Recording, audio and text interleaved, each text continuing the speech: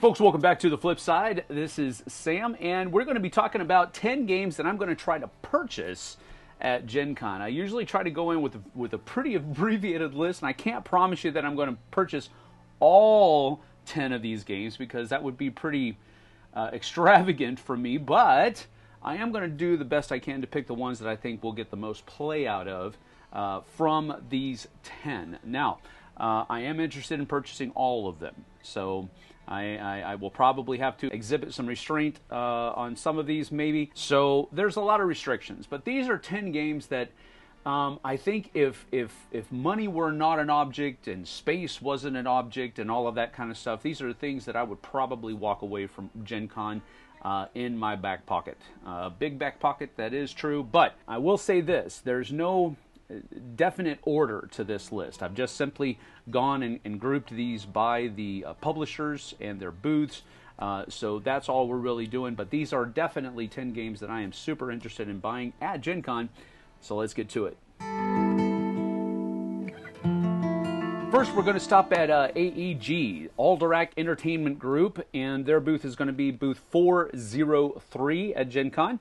And I'm basically interested in a couple of different things at AEG's booth. The first one is Tiny Towns Architects. This is a expansion for the game Tiny Towns. My family really enjoys this game. It's one of the ones that we probably play in the most different types of situations. It's one that we've played a lot of. It's one we're very familiar with, so we all enjoy playing it. And adding in 30 new buildings and monuments is a pretty cool thing. I like expansions that just give you more to play with as you're playing the game that you already know that you like. So this is kind of a no-brainer for me. My family just really enjoys Tiny Towns, so the expansion for it is a no-brainer.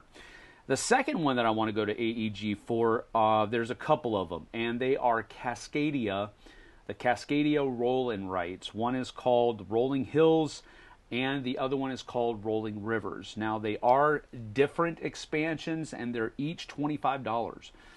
So I don't know that I'm going to be able to drop $50 on AEG for both of them, but I'll probably walk away with at least one of them. Cascadia is one of my wife's favorite games. She just really loves it. So this is a game that, this is a purchase that I think I can be pretty confident in. I just don't know that I'm going to be walking away from both of them. Or walking away with both of them. So, but at AEG, we're going to be taking a very serious look at Tiny Towns Architects and Cascadia Rolling Hills and Rolling Rivers. But we'll have to see what actually goes into my bag after I leave AEG. That's booth number 403.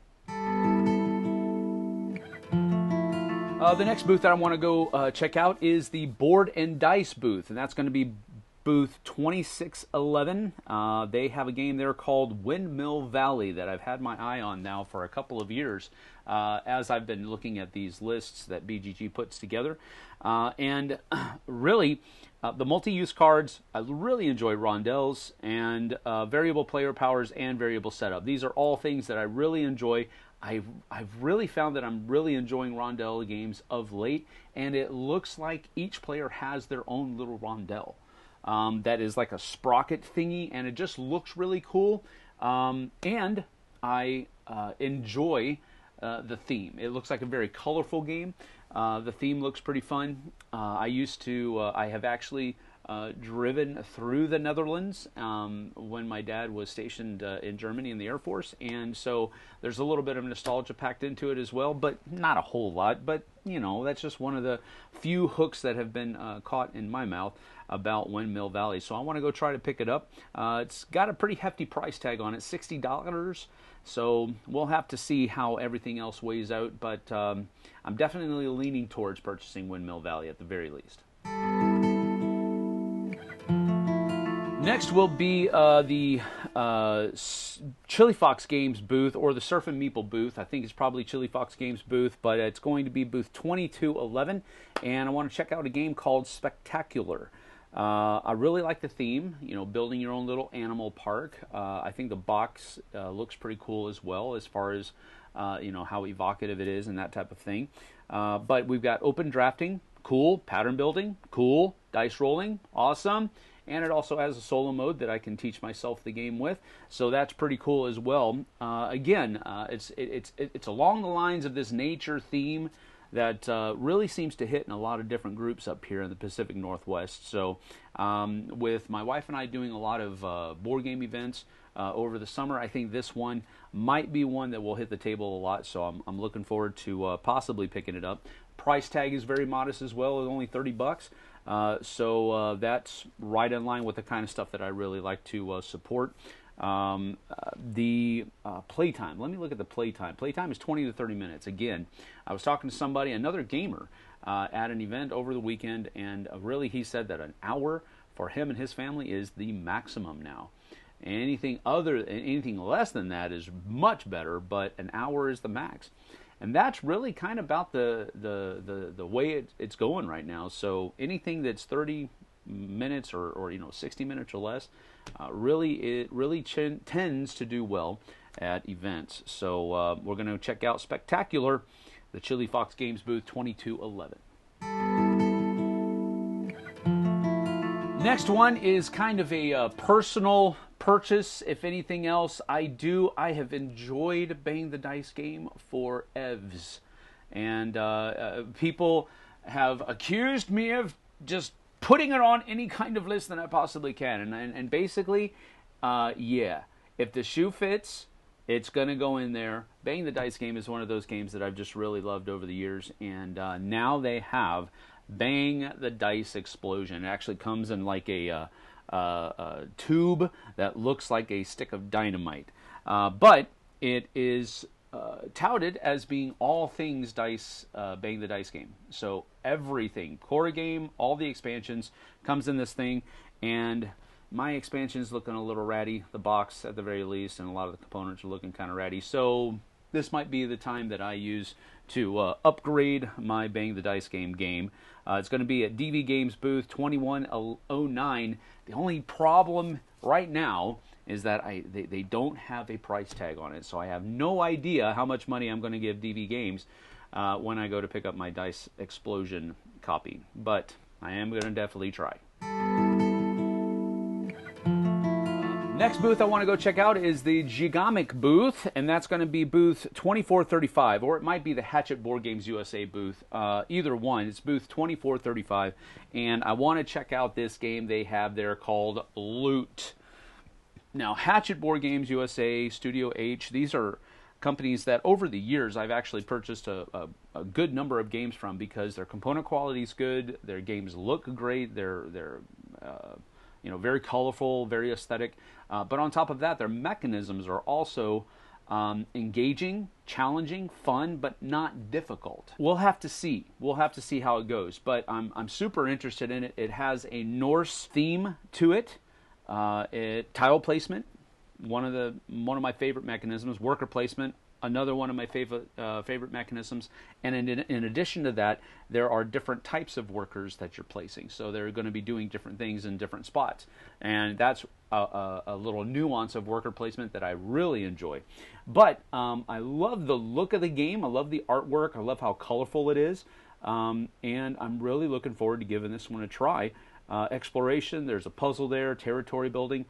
These are all things that I like. Network and route building with a modular board. I'm really looking forward to hopefully picking this one up. I think that it would be a pretty safe purchase. And again, it's in that $30 price tag window, which is really kind of the sweet spot for me. So really looking forward to giving this one a go. Loot.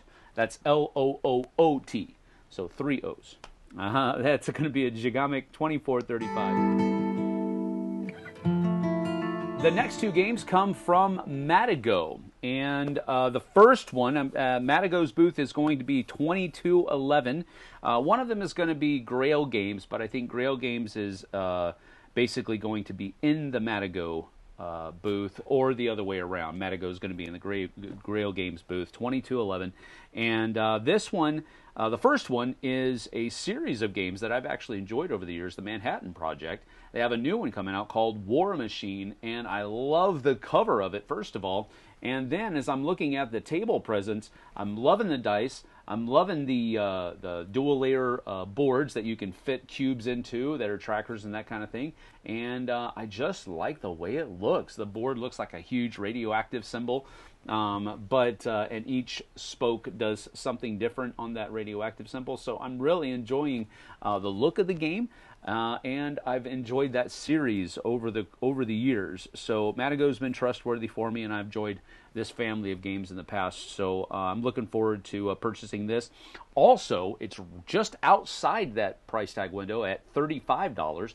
But again, it's very much where I feel less guilty about purchasing a game in that price range. So it's pretty good. The weight is pretty good too. 2 out of 5.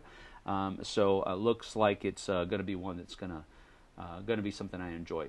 So that is the Manhattan Project War Machine at the Matagot booth 2211, put out by Grail Games. The next one at Matagot's booth is an older game. Again, this is going to be 2211, and it's called Expedition Northwest Passage, the HMS Terror Edition. But this came out in 2013, which is strange. I don't know why they were advertising it on the preview for GenCon, but if it's there, I'm interested. I've been taking an interest in all things that are kind of nature-themed or historically themed. Coming through the Northwest Passages, that kind of stuff. So if I can pick it up, I think I will try to. It's got a strange price tag on it, $67. Usually most of these are at an even $5 or $10 increments. This one said $67, so I don't know what's going on with that. But set collection, tile placement, very cool map edition. I've enjoyed that in the past as well. I'm looking forward to giving this one a go. It's a little on the heavy side, 2.69 for my normal fare. Really, I try to find games that are about 3 or less as far as complexity is concerned, but I'm interested, so I'm going to go by and check it out. The next one is from Portal Games. They're going to be at booth 321 at GenCon, and this one is going to be the printing press, or just rather, printing press. It has a cat on the cover, and usually, I'm not a cat person, I'm definitely a dog person, but cats on the covers is like, really? You had to include the cat? The designer's name, one of the designer's names, is what caught my eye, Lukasz Wozniak. I've really enjoyed a lot of the games that he's produced over the years, and so I saw his name on top of that. The printing press has a historical connection, and I'm enjoying that as well. A cool thing, Portal Games is a trustworthy thing, and Lukasz Wozniak is the designer. I'm in some of the different mechanisms. You have action drafting, contracts, in-game bonuses, open drafting, and tile placement. These are 2 that are really kind of right in my wheelhouse for game mechanisms. So depending on how integral those 2 mechanisms are in the game, we'll see how it goes. But I'm definitely interested in picking up printing press, and it's right in that window at $35. So I'm looking forward to seeing what I can pick up there. That's at the Portal Games booth 321. And finally, this one is kind of a this is kind of an interest based upon just the designer and the IP, and this is going to be at the Unexpected Games booth. That's booth 809. The designer's name is Corey Kneska, and the name of the game is The Mandalorian Adventures. It's a cooperative, scenario-driven variable setup with hidden roles.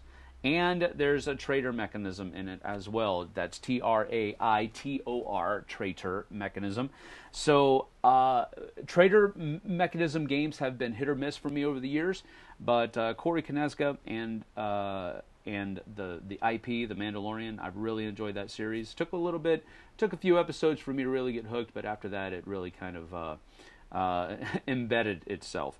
Really have enjoyed The Mandalorian, so the IP reaches out to me. I love cooperative games. I love scenario-driven games. The hidden roles is throwing up a little bit of a red flag, but we'll see how it goes. Maybe I'll be able to give it a try, or at least get an explanation from someone there at the booth. But it does have a little bit more of a heftier price tag. Not really hefty, but it's at $50. It's outside that window that I'm normally comfortable with, so I'll have to think twice about it, but we'll see how that goes. That's the Mandalorian Adventures at the Unexpected Games booth 809. And that is 10 games that I'm going to be looking at purchasing at GenCon this year. If you see me headed in those directions, slow down a little bit so I can get there before you. We'll see you guys and gals on the flip side. Take care.